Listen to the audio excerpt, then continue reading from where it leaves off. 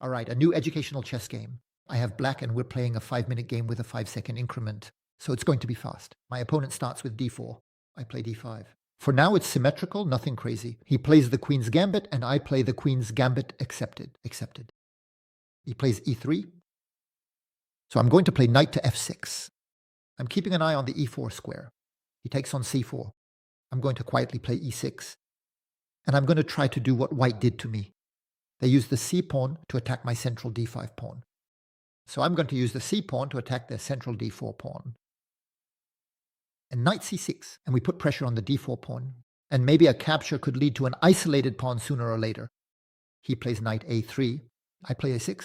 This could allow me to push b5 to give the b7 square to the bishop. That could be interesting.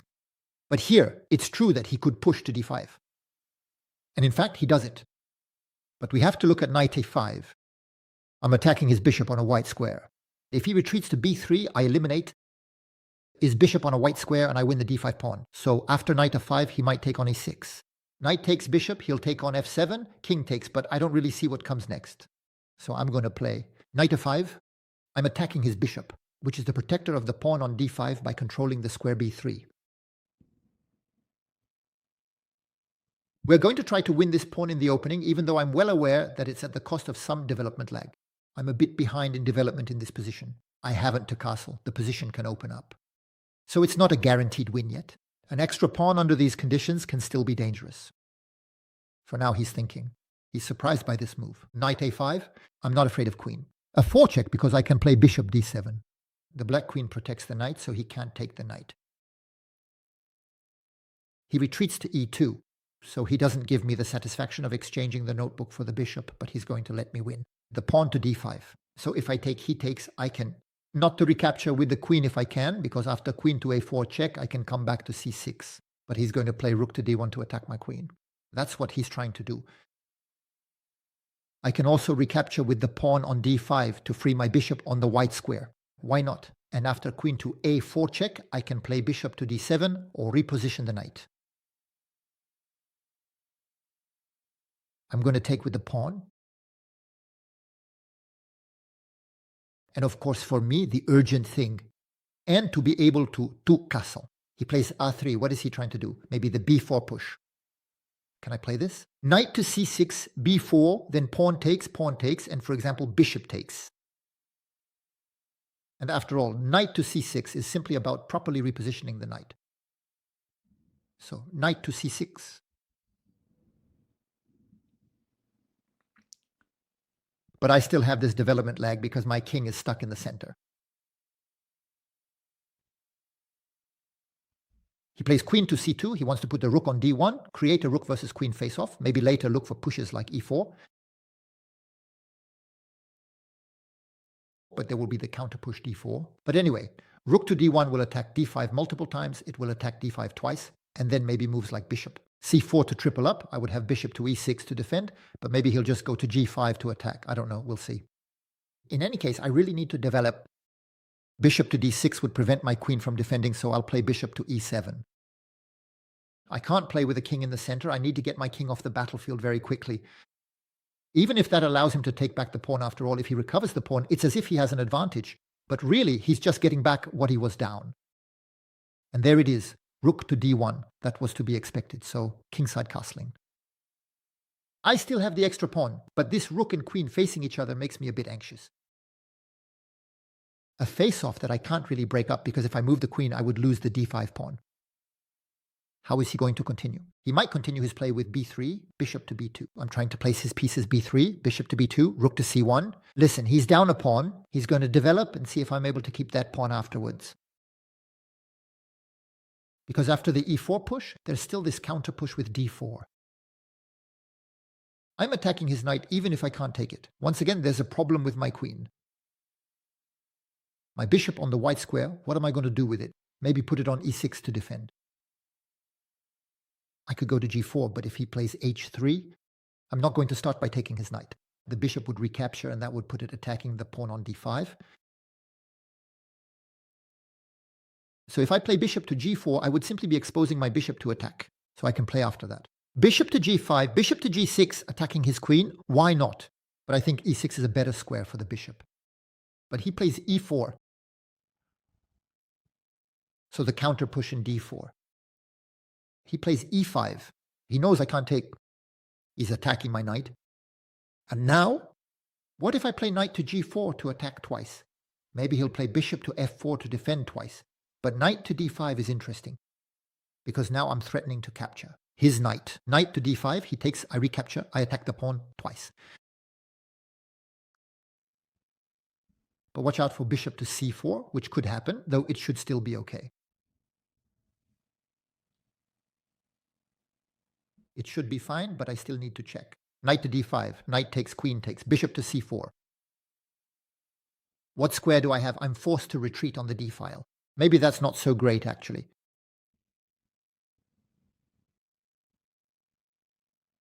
And knight to d7, I'm threatening to take his knight. He has to move, and then knight takes on e5, and I win that pawn. It's not so obvious, actually, knight to d7. He's going to come to e4, knight takes on e5. He can take, I can recapture, and he'll take on c5.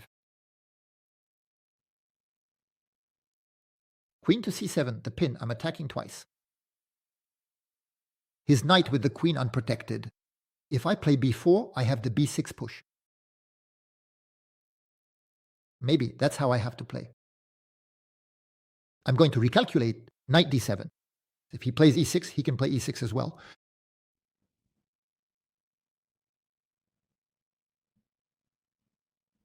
I take, that makes me win another pawn. I don't really know the value of that other pawn, but it still makes me win another pawn. And knight d7, we said knight e4. Knight takes. He can take on c5 right away. So it's the other knight that I have to play. All right, I'll play knight d7. So on knight e4, knight takes e5. To prepare queen c7 if he comes to take the pin on c5. We're going to play against the lack of protection of his queen. I'm attacking e5 twice, and I'm going to play against the lack of protection of his queen on the c file if he comes to go after the pawn on c5. So that's how it's going to go. Knight takes. He takes, I take back. And now normally he'll realize that knight c5 doesn't work. And so I'll have two extra pawns. But there's still this face-off between rook and queen. I'm being cautious. You always have to be wary of everything. You have to be a bit paranoid in chess. And he takes. What did he see with queen to c7? I don't know. The knight can't move with check. He sees a counterattack here. Not bad. So if I take, he takes, I take back. He takes here. If I play b6, he takes my knight, I take back, and his knight can get away. No way I'm playing d6, he'll find some checks. If I protect my knight another way, he'll have time to defend. Not bad, he saw that. But if I play bishop, he takes. Now he's the one who's going to pin me with rook c1. I'm going to play bishop anyway. Takes. For now, I'm down a piece. He plays rook c1, as expected. If I play knight f3, check, he takes. I take here, he takes back there. b6, he's going to play b4 against me. That's not possible. Knight check, bishop takes, queen takes here. It's my move.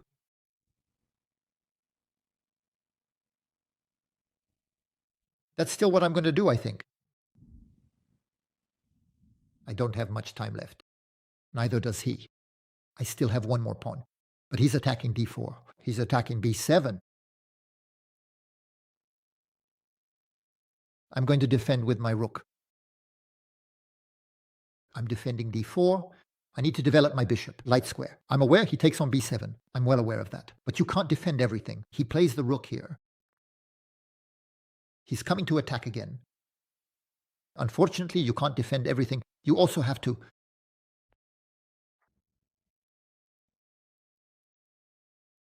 recover all the material. I completely messed up on a pin, and unfortunately, I ended up getting caught by a counter pin. So I take on d4. If he recaptures with the rook, no, he doesn't recapture with the rook. I take there. Now I'm going to threaten to checkmate him myself. If he plays, bishop takes b7, of course. He'll get checkmated, so he can't do that. And now maybe push my pawn.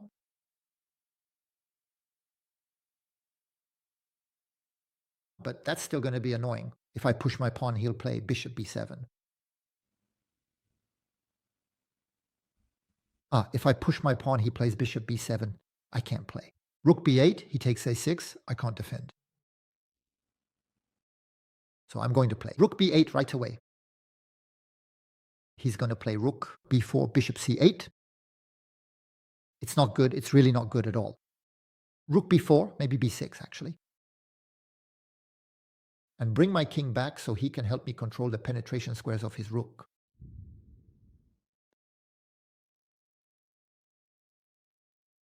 He takes, come on, now I prevent the mate. I'm attacking his bishop. If he takes a6, he'll lose b2. Over there.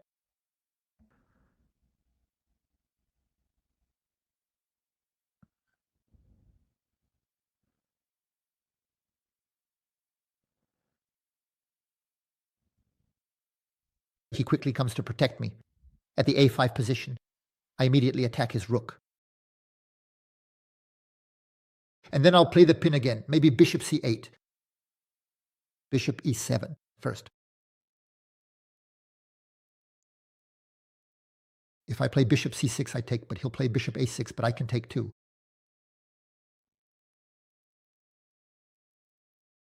He plays there. Now I can play bishop c8. If he takes, I take his rook.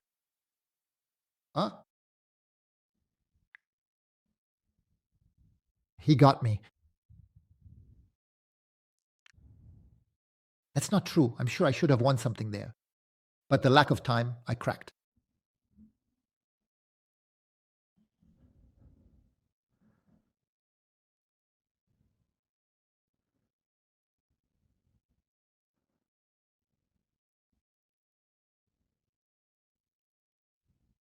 I'm going to check here.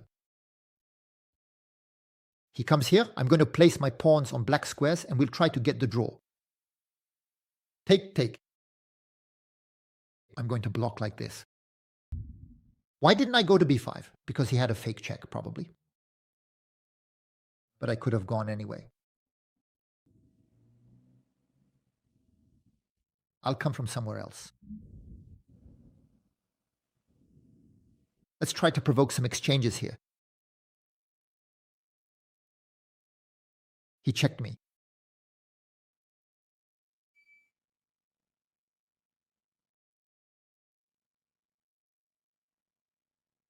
Let's try to prevent his king from getting through. We're controlling the white squares and the black squares. Let's try to set up a blockade.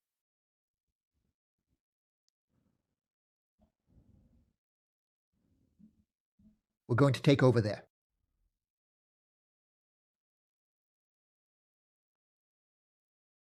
Here, we'll move back there. If I move there, I put the bishop on e6, so he can't get through. There we go. I put the bishop back on e6, so he can't get through. We have to set up the blockade, keep the pawns on black, make the blockade. Here, we're going to keep up the pressure now. No, he mustn't get in. I know he can't get in, but maybe he'll get in from the other side. Actually, he wants to bring the bishop there. I'm going to go around the back. If I put the bishops there, we'll see.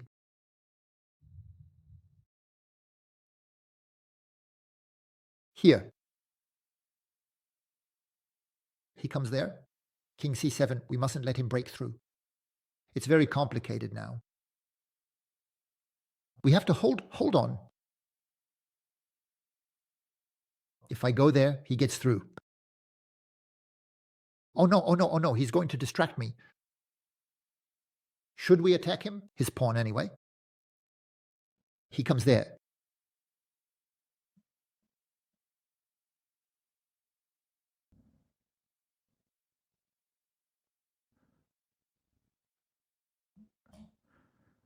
There's a false check.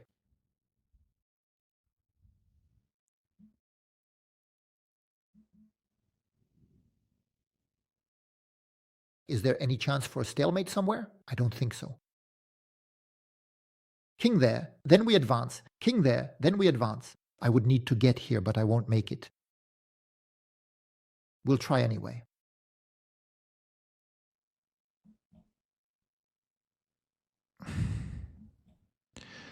We're trying to get into a stalemate position if the opponent plays quickly.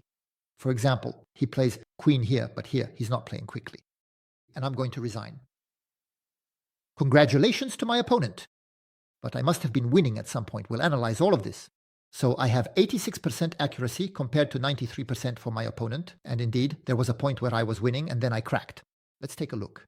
So this opening, he starts with d4. I play d5, c4, the queen's gambit. I choose the queen's gambit accepted. He plays e3 to recover his pawn, so knight f6 to hold the central square. He recaptures his pawn, e6, he develops his knight, and c5. And I mobilize my c-pawn, just as he did earlier with c4, to attack his central pawn on d4. He kingside castling, knight c6, it hits d4, he plays knight c3, I play a6 to support the b5 push, and he plays d5. But then there's this move knight a5, which is a good move. And the way he plays is interesting. He plays bishop e2. So it's true that this allows me to recapture this pawn, to win a pawn, but it's still at the expense of my development. So now he plays a3. It's not the best move for him. The computer prefers to play e4, but he'll have this counter push d4. That's actually what he'll end up doing a bit later. He started with a3, so the knight repositions to c6, queen to c2. I develop with f7. He puts his rook opposite my queen. Kingside castling, I finish my development, and e4. So I counter push with d4, I attack his knight, he plays e5, he attacks mine, and I play knight d7. That's indeed the best move. And what I calculated works, except I missed a move. Look, knight e4, I take on e5, knight takes, knight takes, knight takes c5, and the pin. And he's going to counterpin me with bishop f4. So I play bishop, takes c5, that's well played, but rook ac1, and now I'm pinned. I have an extra piece, but I'm under a double pin. And that's where I missed the right sequence. I played knight f3 check to take his bishop, and that's not the right sequence. What should I have done before that? Well, I invite you to pause the video. So, did you find it? Well, it's not easy to find. But I should have played the pawn to d3. Why? To deflect his bishop. If the bishop takes, the knight f3 check is interesting. Because after the recapture, I take his bishop having broken the defenses of his castling. So that's not bad for me. Even if he gets the bishop back, it's under good conditions for me. But why didn't I do it? Of course, I thought about this d3 move, but I didn't do it because I was afraid of the recapture by the rook. I told myself I can't take his rook because I would lose the queen. And after d3, if he recaptures with the rook, when I play knight f3 check, he'll just take back my knight, for example, with the bishop. And it would be the same line that I played with knight f3, except that I would have already given up the pawn on d4. And I wanted to give him a bit of work to recover that pawn on d4 and give myself some time to finish developing. So I didn't want to give up the pawn unless it was necessary. But actually, after d3, look, after rook takes, there was the move bishop takes f2 check, and I missed that. Because if he recaptures with the king, the knight takes the rook with check. Now there are forks everywhere.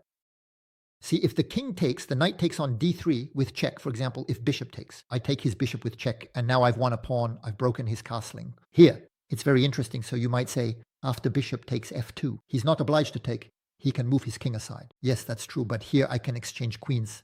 Play queen takes rook, take his rook, and now I have a material advantage. So this is the first moment where I messed up. But there's another, even more important moment. I played kdf3 right away.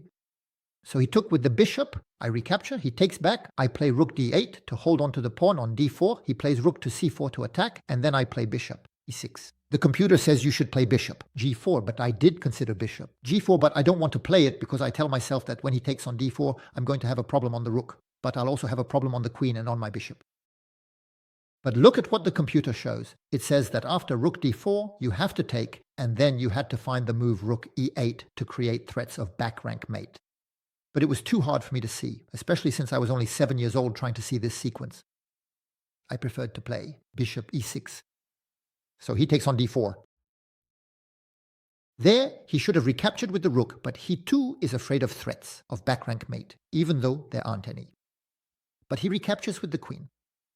And so after that, queen takes, rook takes, the position becomes equal according to the computer. Slightly better for him, he has one more pawn, but in reality it's close to equal. Simply here, I play rook to c8, which is not a good idea. It's not a good idea for me to threaten the back rank mate immediately, even though it's quite intuitive, but it's not good. It would have been better for me to play king to f8, and after bishop takes on b7, play rook to b8 to counterattack on b2 with the threats of back rank mate afterwards. Well, because rook to c8, look, he plays g3, he solves his back rank mate problem. And in reality, I still have the problem with my pawn on b7. Well, it's not a big deal. I play rook to b8. In the end, the computer says it's still equal, but he comes and takes this pawn on b7. I play king to f8. And here, if he takes the pawn on a6, I can take the pawn on b2. And even if he has one more pawn, look, the computer still gives a position close to equality. Why? Because the rook will probably be able to position itself behind the passed pawn. It will actually be ideally placed with control of the passed pawn from behind and play on the second rank. Sometimes threats of bishop to h3 with problems on the first rank. The king which will have trouble becoming active, that will be draw. And so he knows it. And that's why he plays this king. f8 rook b4. But actually, it's a losing move. I can't attack his bishop right away because it's not pinned. His bishop can move away, and if I take the rook, the pawn can recapture. That's why I play. a5, I destabilize his rook. It can't go to b3, there's the bishop, so it goes to b5. And here I play bishop d7, thinking that if I play bishop a6, well, I can take, and if he takes, I can recapture, and I will have one apiece. And I'm right, I'm about to win. So he plays rook b3, and that's where the tragedy happens. I miss it. Do you see the winning move? You can pause the video. Well, you should know that I have 8 seconds in this position and I play bishop c8. But that's not the right move because, as we've seen, he can play bishop d5 to protect his rook. What I actually needed to do here was to play bishop c6. And the bishop can't move while protecting the rook. So he can take my bishop, sure, but then I take his rook. And the pawn on b2 will fall, and I'll have an extra exchange in this endgame. Now it's winning, completely winning for black. You can see the analysis bar. Unfortunately, I played bishop c8, so there was bishop d5. I take bishop takes back and I play f6 so as not to leave the weakness hanging. And I'm only down one pawn, but unfortunately, I can't hold this endgame. Sometimes, even being down one pawn, even in same-colored bishops endgames, you can hold the position. Because in opposite-colored bishops endgames, it's much easier to make a draw. You can block on a color that your opponent can't break through, even if your opponent has an extra pawn. But same-colored bishop, generally, an extra pawn can win for the side that has the same colored bishops, the one who has the extra pawn. But sometimes you can still make a draw, but here you can't. The computer says my disadvantage is too great. I wouldn't be able to hold the position even if I played perfectly. I tried to hold it, but it didn't work. There you go. It was still an interesting game, with a lot of action in this game, a lot of twists and turns, pin and counter pins. I had my chances. He had his as well. Listen, in these mutual chances, he came out on top. Congratulations to my opponent. All right, goodbye, everyone.